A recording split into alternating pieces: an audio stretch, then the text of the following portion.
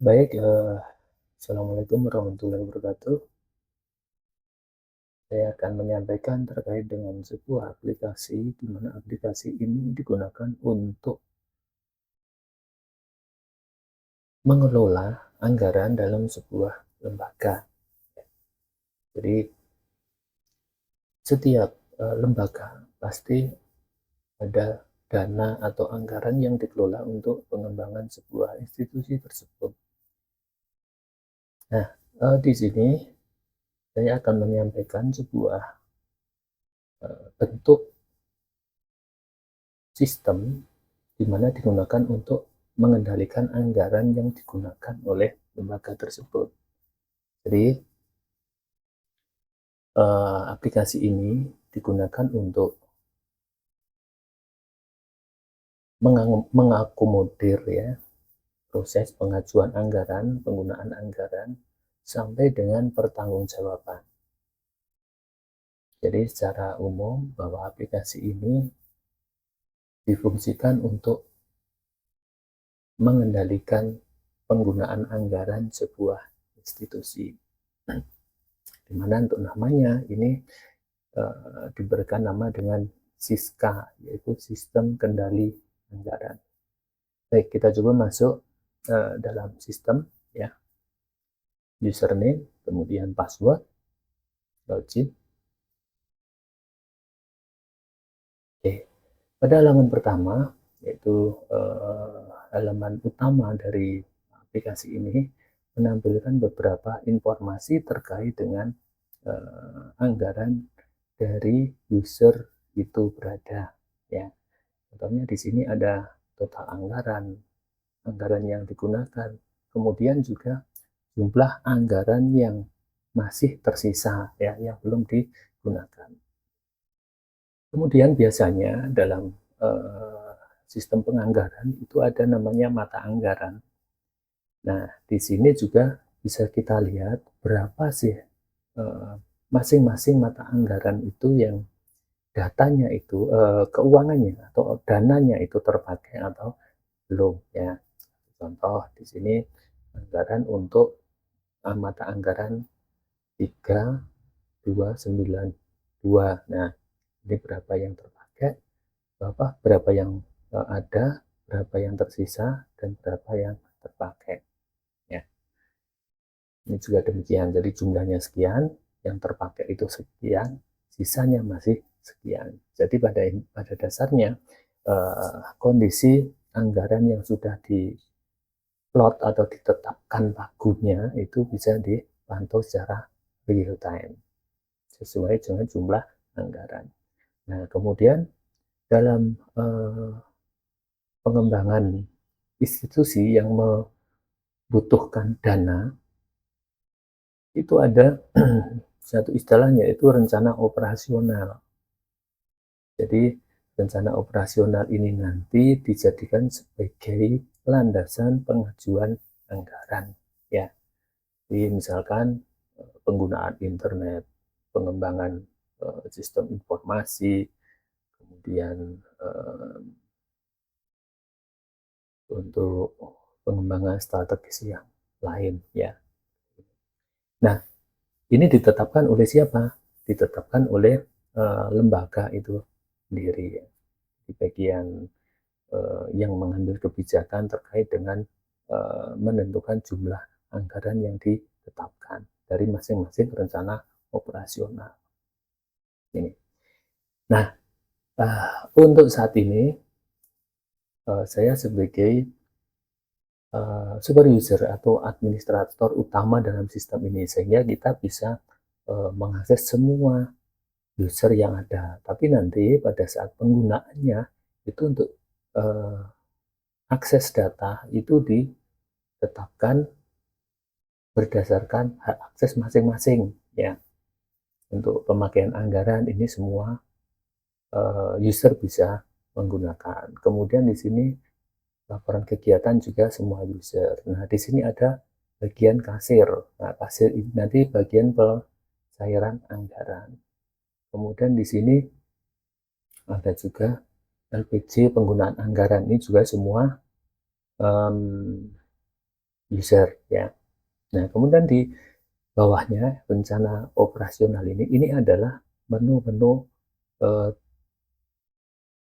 pertama yang harus dilakukan ya. Ini diakses oleh semua user, tapi pada waktu tertentu ya. Jadi penentuan anggaran, kemudian pengajuan rencana operasional. Oke, kita lihat. Nah, ini adalah mata anggaran ya. Mata anggaran ini bisa diakses oleh bagian pengelola anggaran ya, pengelola anggaran. Jadi bukan sebagai user. Dimana kita bisa melihat misalkan dana pengembangan. Kemudian kita lihat isinya apa? Dana pengembangan institusi, dana pengembangan akademik, kemudian pengembangan perserikatan, pengembalian dan seterusnya. Ini juga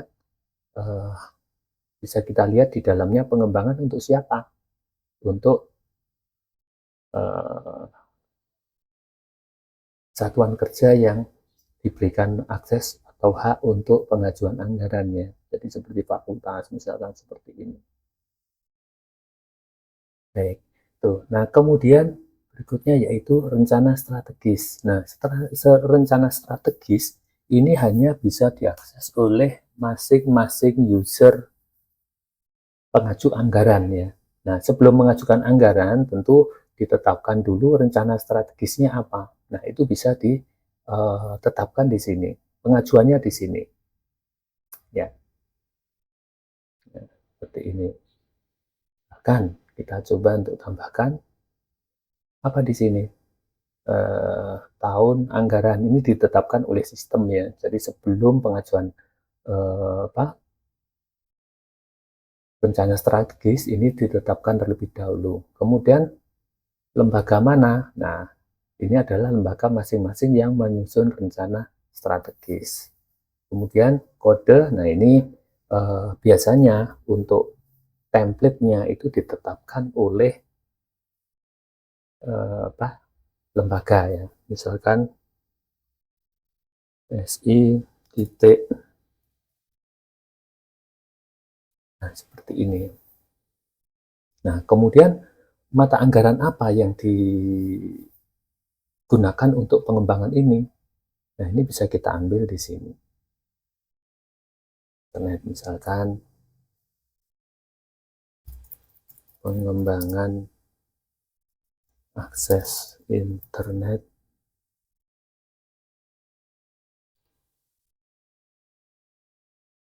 untuk semua area lembaga misalkan.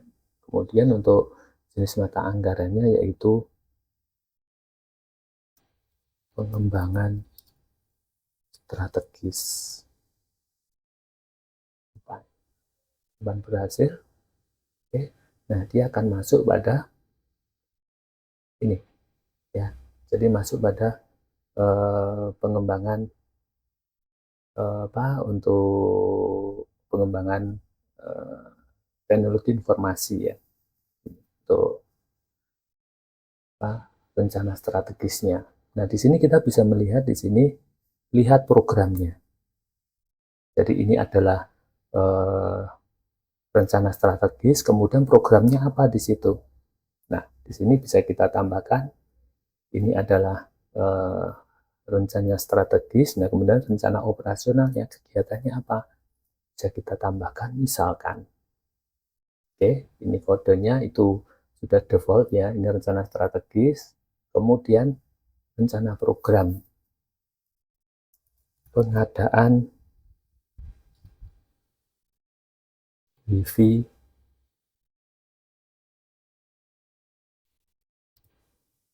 di area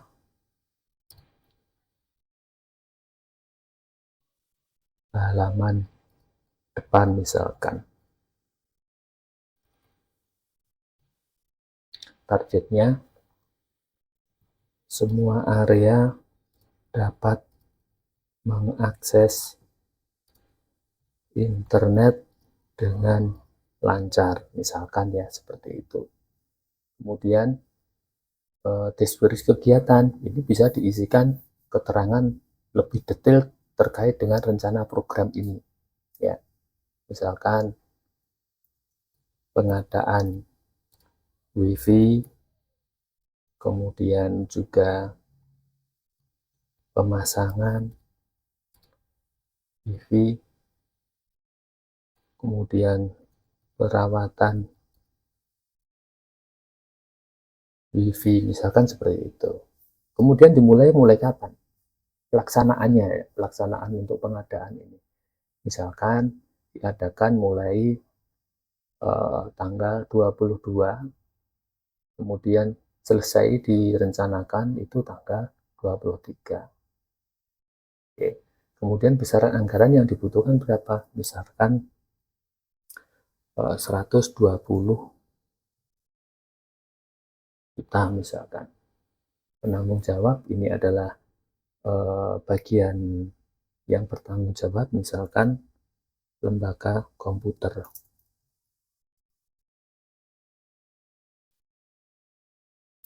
Dan komunikasi, misalkan pelaksana siapa? Misalkan lembaga itu sendiri.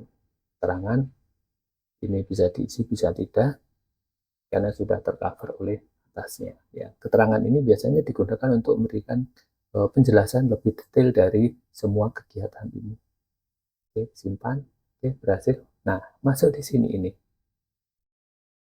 Nah, kemudian di status, di sini ada diperiksa dan seterusnya. Ya. Ini nanti akan diperiksa oleh pihak yang berwenang untuk menyetujui bahwa besar anggaran ini sesuai atau diperkirakan sesuai dengan kebutuhan yang akan dilakukan atau tidak. Nah, di sini nanti akan statusnya akan berubah menjadi disetujui atau direvisi. Seperti itu. Nah, ini nanti akan muncul di mana? Akan muncul pada saat kalau sudah selesai semua ya. Direvisi berarti nanti pada user pengelola lembaga ya yang memberikan status ini. Oke, nanti kalau sudah sudah disetujui, maka nanti pada saat pengajuan anggaran ini nanti akan muncul di sini. Nah, karena di sini saya punya pengajuan anggaran yang sudah dicairkan tetapi belum selesai, ya, maka di sini saya belum bisa mengajukan anggaran lagi. Jadi untuk mengontrol agar pencairan anggaran itu tidak tumpang tindih, gitu. Seperti itu. Baik, terima kasih. Mungkin ini ya yang bisa saya sampaikan untuk persiapan penggunaan anggaran ya. Jadi ada bagian untuk menentukan pagu atau berapa anggaran yang bisa di plot atau dicairkan pada saat penggunaan. Baik, terima kasih. Assalamualaikum warahmatullahi wabarakatuh.